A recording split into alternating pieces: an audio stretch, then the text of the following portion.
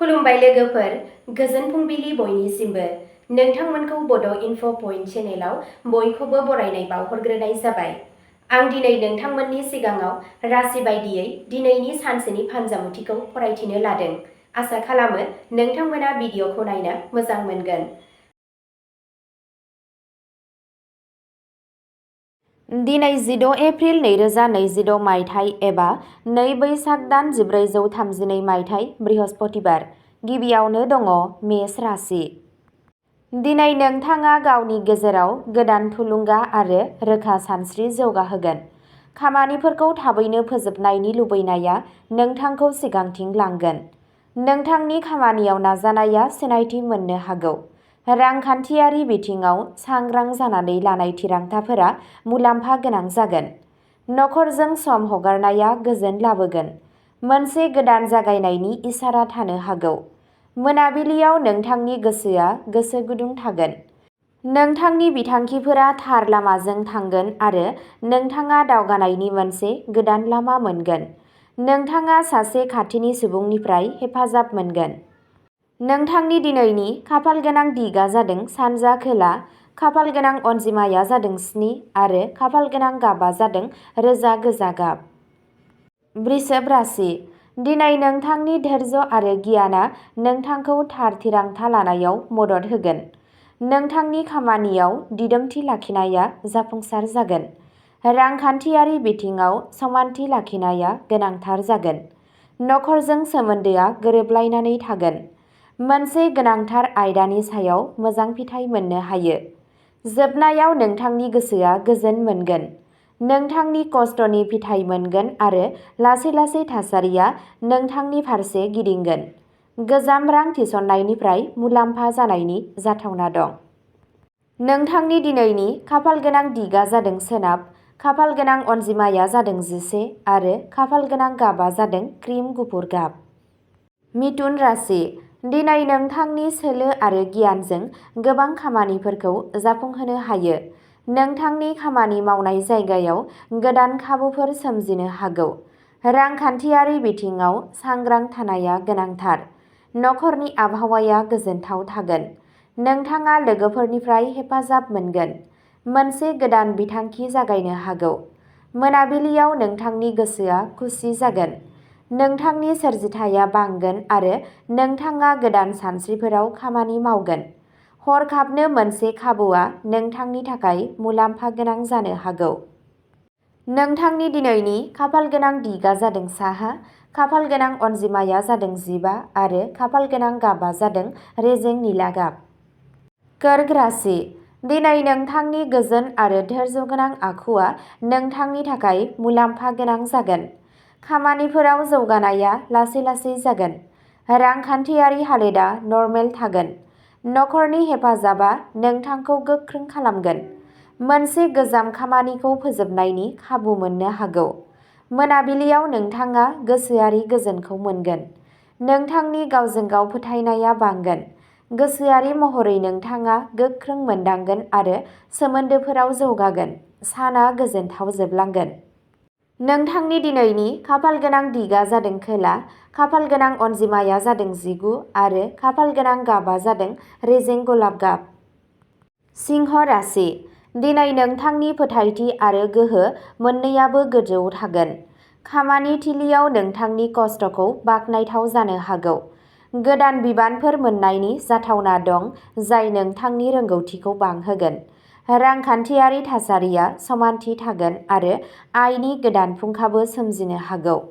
नखराव गोजोनआ थागोन आरो सोरबा सासे जर'खा सुबुंनिफ्राय हेफाजाब मोनगोन। मोनसे गोनांथार थिरांथायाव जाफुंसारनायनि इसारा थायो। मोनाबिलिनि समा गोजोनथाव जागोन आरो गोसोआरि समानथि थागोन। नोंथांनि दैदेननाय गोहोआ गोख्रों जागोन। नोंथांनि दिनैनि खाफालगोनां दिगआ जादों सानजा, खाफालगोनां अनजिमाया जादों 23 आरो खाफालगोनां गाबआ जादों सना गाब। कन्या राशि। दिनै नोंथांनि बिथांखि लानो हानाय गोहोआ नोंथांखौ सिगांथिं दावगालांनायाव मदद होगोन। हाबा मावनायखौ मोजाङै मावब्लानो जाफुंसार जागोन। रांखान्थियारि बिथिङाव सांग्रांथि लाखिनाया गोनांथार आरो खरसाफोरखौ सामलायनायाव लाखिनाया साबसिन जागोन। नखराव गोरोबलायनाया थागोन आरो माखासे गोजाम गोरोबलायनायफोरा सुस्रांजानो हागौ। फरायनायाव गोसो गुदुं जागोन आरो गोदान गियान मोनगोन। माखासे गोजाम हाबाफोरखौ फोजोबनायनि खाबु मोनगोन। साना गोजोनथाव जागोन आरो फोथायनाया बांगोन। नोंथांनि खस्थ'खौ बाख्नायगोन। नोंथांनि दिनैनि खाफालगोनां दिगा जादों सा-सानजा, खाफालगोनां अनजिमाया जादों 28 आरो खाफालगोनां गाबआ जादों गोजा गाब। तुला राशि। दिनै समानथि आरो बुजिलायनाया नोंथांनि थाखाय मुलाम्फा गोनां जागोन। नोंथाङा खामानि थिलियाव हेफाजाब मोनगोन आरो हानजाजों खामानि मावनाया गोरलैसिन जागोन।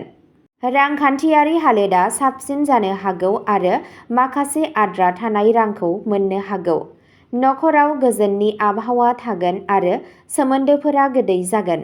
लोगोफोरा हेफाजाब होगोन आरो नोंथाङा माबा मोनसे बिथांखियाव बिसोरनिफ्राय मदद मोननो हागौ।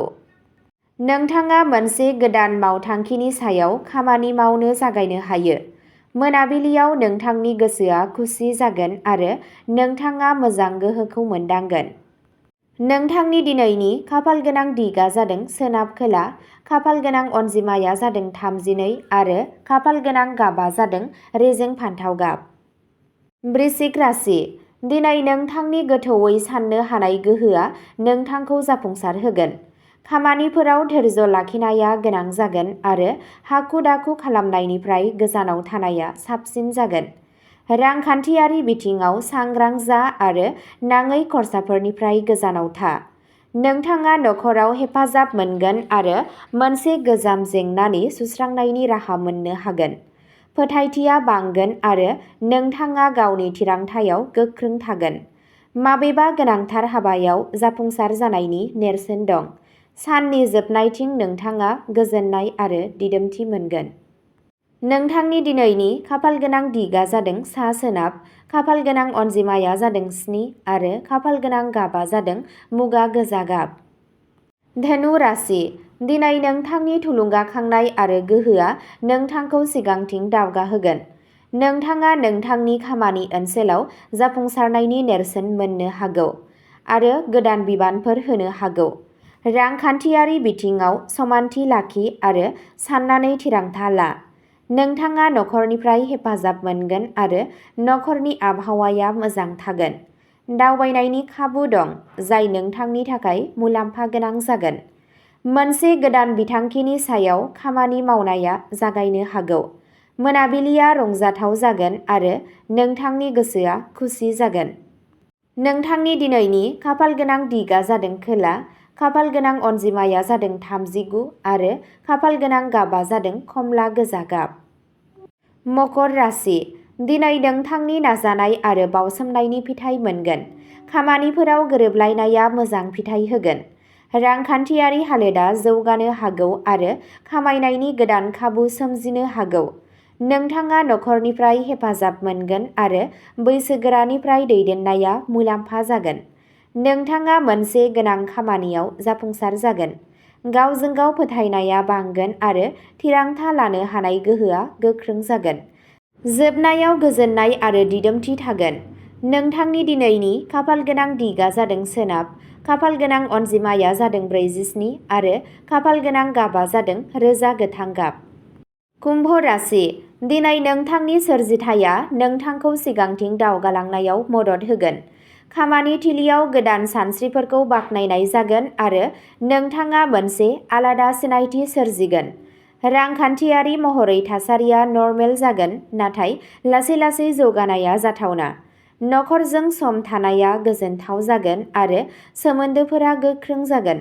लोगोफोरा हेफाजाब होगोन आरो गोदान बिथांखिफोराव मदद मोननो हागौ। साना मोजां जागोन आरो फोथायथि थागोन। बेलासि समाव नोंथांनि गोसोआ गोजोन जागोन। नोंथांनि दिनैनि खाफालगोनां दिगा जादों साहा, खाफालगोनां अनजिमाया जादों 9 आरो खाफालगोनां गाबआ जादों अख्रां गोथां गाब। मीन राशि। दिनै नोंथांनि धैर्य आरो फोथायनाया नोंथांखौ जाफुंसार होगोन। खामानिफोराव दावगानाया लासै-लासै जागोन आरो फिथाइया गोजोनथाव जागोन। रांखान्थियारि बिथिंफोराव सांग्रां जा आरो नाङै खरसाफोरनिफ्राय गोजानाव था। नखरनि गेजेराव अननाय थागोन आरो सोरबा मोजां मोनग्रानिफ्राय मदद मोनगोन।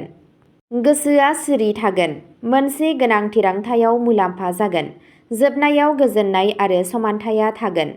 नोंथांनि दिनैनि खाफालगोनां दिगआ जादों सानजा, खाफालगोनां अनजिमाया जादों 53 आरो खाफालगोनां गाबआ जादों गुफुर गलाब गाब। अब्ला दिनैनि राशि फरायथिनाया एसेनोसै। गोजोन्थों।